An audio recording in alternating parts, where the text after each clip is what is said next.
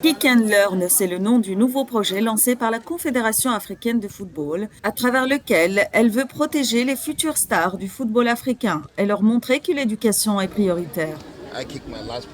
J'ai joué mon dernier match à l'âge de 27 ans, je ne l'ai pas vu venir. Si je n'avais pas un peu d'expérience, comment ça serait passé? Avec l'éducation, j'ai pu rejoindre des groupes comme la FIFA ou la CAF. Il faut combiner l'éducation et le football. C'est ça que nous devons apprendre à nos jeunes. Nous devons les protéger, c'est très important.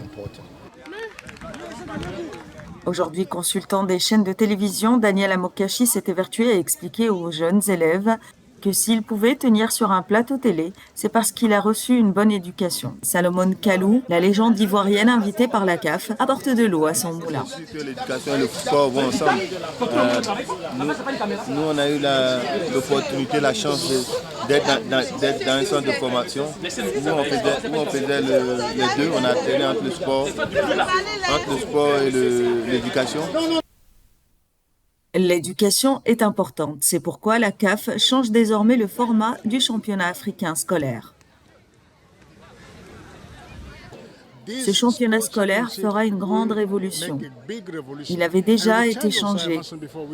Mais maintenant, si vous prenez l'exemple du Togo, du Sénégal ou de la Côte d'Ivoire, ils organiseront un concours national avec différentes écoles dans le pays. Et le gagnant sera le vainqueur du pays. Mais ils sélectionneront les meilleurs joueurs pour créer l'école nationale sénégalaise ou ivoirienne.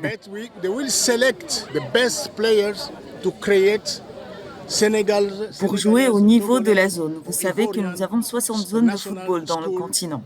Et les meilleurs joueurs d'entre eux joueront au niveau continental. Le